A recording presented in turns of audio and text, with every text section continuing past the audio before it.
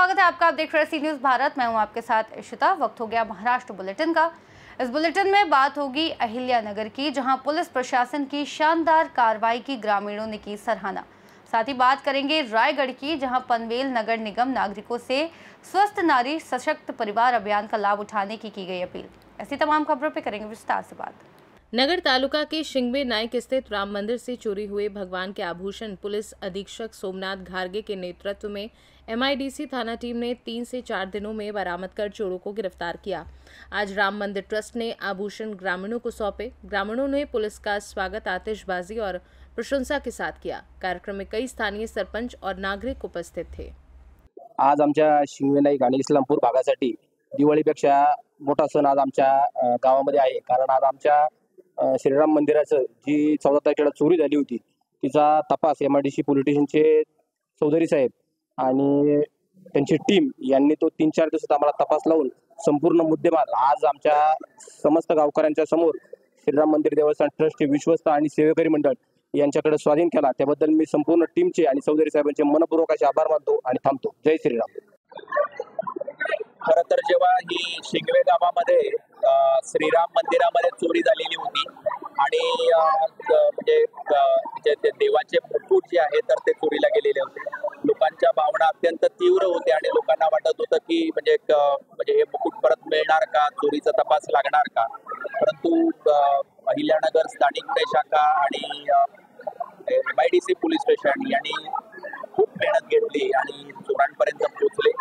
3 जणांना अटक केली आणि म्हणजे हा जो काही जसा आहे तसा जो काही आहे मुकुट आम्ही परत करू शकलो।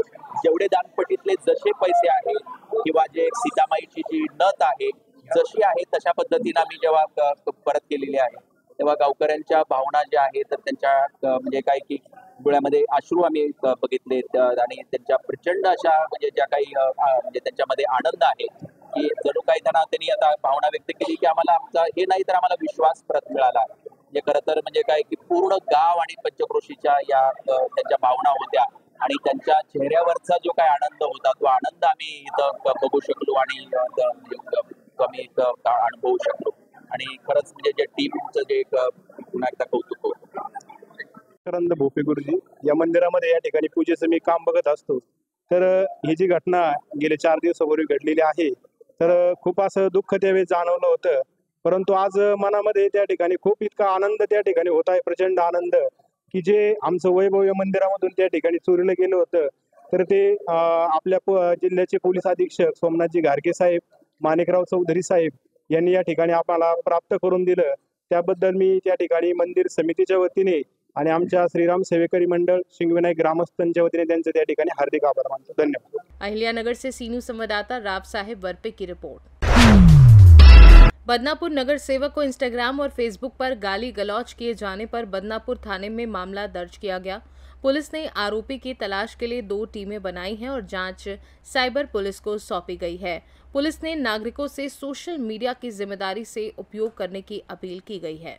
वहाँ की हियरिंग होने के बाद वीडियो काढ़े, मुख्याधिकारी को बदनाम करना, नगर सेवक को बदनाम करना, इसकी बहुत इशू कर दिए ना कलेक्टर तक, पुलिस स्टेशन तक, ऐसे कुछ प्रकार घड़े। वो वीडियो बना के कुछ लोगों ने सोशल मीडिया पर डाले, व्हाट्सएप पे, फेसबुक के ऊपर, इंस्टाग्राम के ऊपर। जब उन्होंने डाले तो उसके ऊपर कोई कमेंट आए, कुछ गलत कमेंट आया, उसके अंदर नगर सेवक का सबका दिल दुख गया। सबने तकरार देके सया मार के कुछ पुलिस स्टेशन में आके हमने दिए।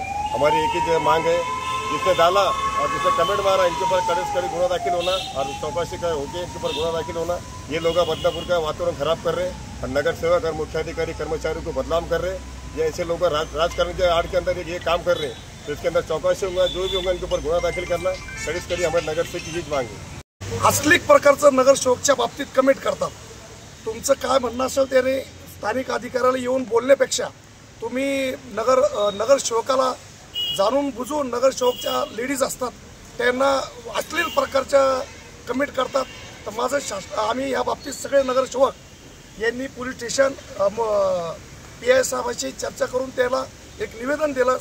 अध्यक्ष, नगराध्यक्ष, उपनगराध्यक्ष, सभापती सर्व नगरसेवक आम्ही इथं आलो आणि त्यांच्यावर त्या ग्रुपवर तात्काळ ताबडतोब कारवाई करून फेक व्हिडिओ तयार करणारा सुद्धा पोलिसांनी तात्काळ ताब्यात घेऊन व अश्लील प्रकारचे कमेंट ज्या सदस्यांनी केलं त्यांच्यावर देखील कारवाई झाली पाहिजे अशी आमच्या समस्त प्रतिष्ठित सर्व नगरसेवकाच्या वतीनं मागणी करण्यात येत आहे.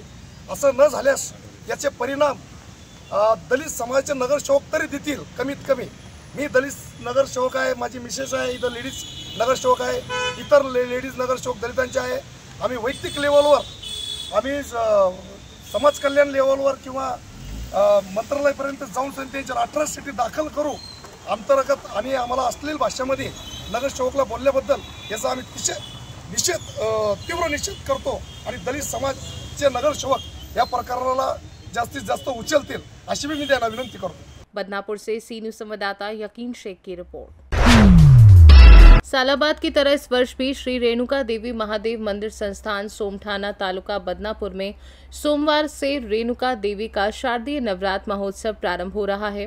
अध्यक्ष रामकिशन मेंढरे की अध्यक्षता में विधिवत घट स्थापना, सप्तशती पाठ, प्रातः दोपहर शाम नियमित आरती पूजन, प्रतिदिन प्रसिद्ध महाराजा का कीर्तन, अष्टमी होम हवन का आयोजन होगा। संस्थान द्वारा प्रसाद, जल, मंडल, दीप सज्जा की व्यवस्था की गई है। हालांकि सभी श्रद्धालुओं और ग्राम सभाओं ने सुझाव दिया है कि श्रद्धालु दर्शन का लाभ अवश्य उठाएं। बदनापुर से सी न्यूज संवाददाता यकीन शेख की रिपोर्ट।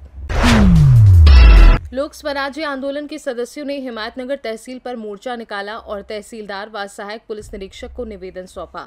आंदोलन तहसील कार्यालय से परमेश्वर मंदिर तक पदयात्रा के रूप में हुआ। इस दौरान धोंडो पंत बनसोड़े, सदानंद पाढ़ीकर, रामदास जलपते, रंगूबाई गाडगे और अंजनाबाई मुलेकर सहित कई नेता उपस्थित थे। लोक स्वराज्य आंदोलन आयोजित एससी आरक्षणाचे वर्गीकरण झालं पाहिजे या मागणी संदर्भामध्ये आज संपूर्ण महाराष्ट्रामध्ये जेलभरो आंदोलनाच्या संदर्भामध्ये आज हिमायतनगर येथे तालुका अध्यक्ष सदानंद ऐरणकर आणि तालुका सचिव रामदासजी जळपते यांच्या नेतृत्वाखाली या ठिकाणी जेलभरो आंदोलन मोठ्या या ठिकाणी होत आहे। आणि एससी आरक्षणाचं वर्गीकरण जे काही सर्वोच्च न्यायालयाच्या बेंचने या ठिकाणी मान्य केलेलं आहे, सन्माननीय आदरणीय भूषण गवई साहेबांनी यांच्या बेंचनी या ठिकाणी एससी आणि एसटीचं वर्गीकरण व्हावं या दृष्टिकोनातून त्यांनी जे काही ऐतिहासिक निर्णय या ठिकाणी दिलेला आहे, या निर्णयाची अंमलबजावणी मुख्यमंत्री देवेंद्र फडणवीस आणि त्यांची महायुती सरकार या ठिकाणी करत नाही।